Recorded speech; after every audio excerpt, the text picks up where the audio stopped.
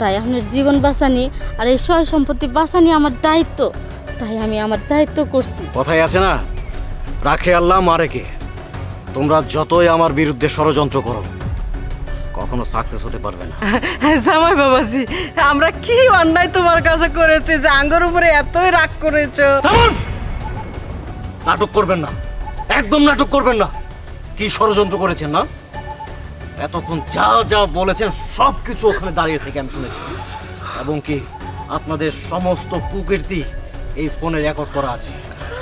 কাবিনের 20 লক্ষ টাকা একটা কানা করি আপনি পাবেন না। যান, গিয়ে থানায় মামলা করুন, হাইকোর্ট করুন, কোনো লাভ নেই। আমিও দেখব কিভাবে আপনারা কাবিনের টাকা পান। বলে যাও। এই গেল গেল, আমার আমও গেল, আমার সালাও গেল। সব কিছু ওই বুয়ার বাচ্চা ডাললে গেলে